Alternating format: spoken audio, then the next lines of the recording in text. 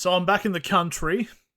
Let's talk about a couple of things. So this video is mostly me detailing my experience attending Magic Weekend in Liverpool. I believe at the time of the recording was about 2 weeks ago. Just talking about things that happened, what I saw, what I liked, what I didn't like, and just as an overall review of an event and going to watch Rugby League in England. And I think this video could be, I guess, of good use to anybody who was planning on going to these events because it is going to be at the same venue next year. So I guess if there are any Australians who are interested in going and watching the 2027 edition, they may be able to use this. If not, let's talk about it. So on the 1st of July was when I decided to start taking the very long travel to get from Australia to England. My flight pattern was from Sydney to Shanghai and then Shanghai to London Gatwick.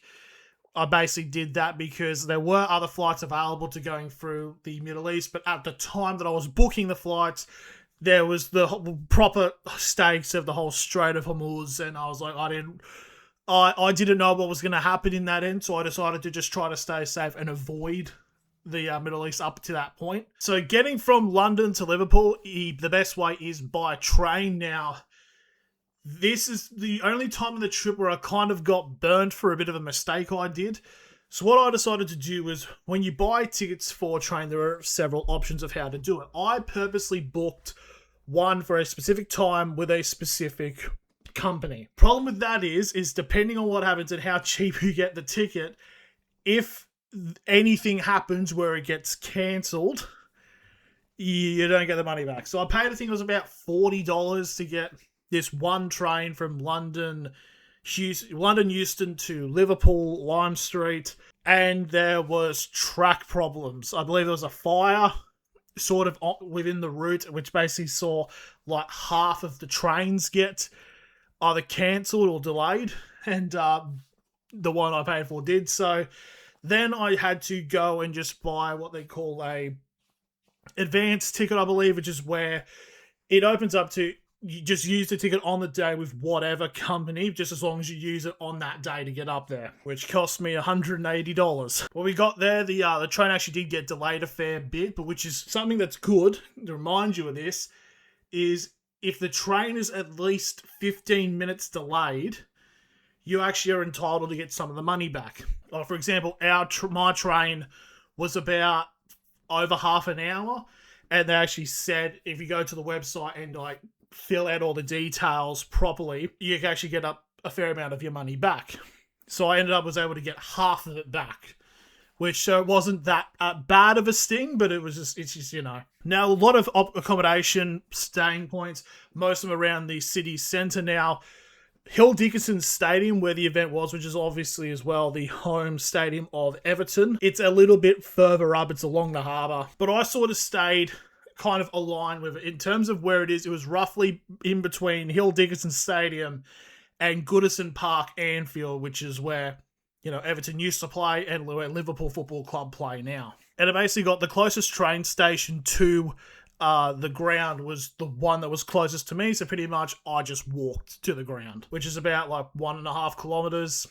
You know, not too bad, but someone my size, it can put up a bit of a challenge. But if you are staying in the city centre and are taking the trains up, good news, they do contactless, so that's pretty good. I did go into the city of Liverpool the Friday night, which is the night beforehand, mostly because Australia were playing Egypt and, you know, had a good time. There was pretty decent Irish bars. Shame about the result. So walking to the ground, I did have to stop up at the great English staple that is Greggs. Getting to the ground at Bramley Moore, it's a brand new stadium, pretty much. It's like Everton have only been using it for this season, so it's brand new. They had a fair amount of stuff open. They had merch windows, but there wasn't really that much that I had. I think program was £5, so it's about $10 for a program, but it's the program for the weekend, not just the one day. They did have self-serve alcohol places there where you get a cup, put it in, say what drink you want, and it just fills it up, and it was pretty good. I got an apple cider, and that was about £6, which is fair enough. And you also got food trucks and stuff like that, which is, you know, the normal type of stuff you would see outside of a venue. Getting in there, I was sitting in the upper tier of the section, which is the unreserved seating because you sit whatever you want in that area. And I paid £40 for the ticket for the weekend, which is about $80, which that's a pretty good price. Yeah, going into the stadium looking, it's a nice stadium. It's just one of those ones where it's like, because they're all brand new, they just kind of look like a cookie cutter bulk stadium, I guess. That's why I long for like the Goodison Park, like proper football stadiums, but it still did its purpose. Stadium food prices, you're mostly paying like, probably like $20, $25 for a meal, which is, I think, kind of just that's bulk standard, really, in Australia. It's not really that shocking. One thing I will say about, which is a little bit of a critique, is there's actually not that much like outside of the stadium area. Like, you got like maybe a couple of pubs, maybe like one or two, but that was really about it. Because you're pretty much mostly like right next to like the big industrial area of Liverpool, because you're right near the harbour. But there really wasn't as much. It's like you just walk, then bang, there's a stadium there. It's not like at Suncorp where you've got Caxton Street, which leads into the stadium. That's why I feel like, from talking to people there, that's kind of like the bigger critique, because there's not much around. In comparison to when it was held at St James Park in Newcastle in England, there was a lot of stuff around that venue. So the matches were for on Saturday, you had Huddersfield Giants versus York Knights, which were the two bottom teams of the ladder at that point in time.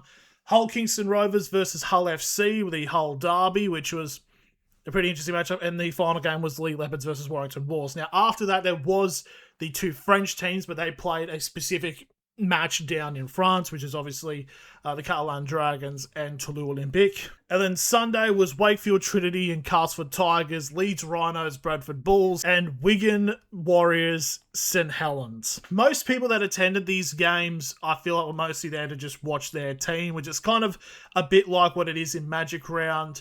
Huddersfield Giants and York Knights probably had the least attendance, but that's probably not shocking because they are currently, at the time at least, the two lowest ranking teams in the Super League. Hull KR versus Hull FC was very good. It was a very good atmosphere for that, I will say. It was also one of the few closer games, but Hull Kingston Rovers were able to run away with it. I was sitting predominantly where the Hull FC fans were, so I kind of guess supported them. But yeah, they don't like Mikey Lewis. You might be hated if they start making chants about you being a sex offender, which is, I thought, was a bit much. And then the final game, Leigh Leopards versus Warrington Wolves. Yeah, Leigh just kept forcing Warrington out of the game. I will admit I did leave before the match ended because I was knackered. In my personal opinion, I think Saturday should have had Hull KR, Hull FC as the final game. Bit of a controversial take, I don't know. But I will say is that Saturday was a little bit more quiet compared to Sunday, where there was a lot more people. The Sunday at Wakefield Trinity versus Castleford, I mean, Wakefield just put belt to backside. Then you had Leeds Rhinos and Bradford Bulls. I was sitting in essentially the Leeds end and heard Marching On Together in a stadium, which was nice to hear.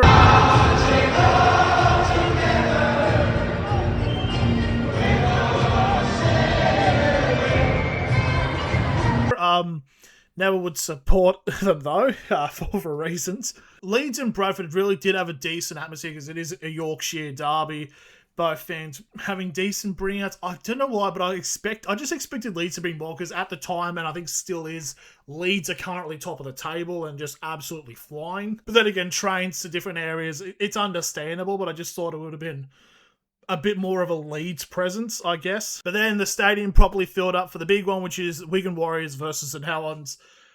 Probably the biggest rivalry in rugby league you can make the argument for, just in general. I mean, it's the match that the reason that rivalries are called derbies is because of this, and it's a match I've always wanted to watch, and we finally got to see it. And just in general, with the atmosphere of these weekends, I might need to say that the English crowds might be better than Australian crowds. I understand that's a shock, but it's just like everybody was in more of a very good time and very vocal. It's just in the Magic Round with the NRL teams, the only clubs that I could really have say that for their fan bases were like that would have been the Warriors. But yeah, it was just like most of the teams were like that, and it was really good. Then Wigan St Helens come into it. And I wanted there to be like a proper, like absolute war for this game. First hit up, everyone rushes each other. It's not even been the first tackle, and they're already into it. Oh my God.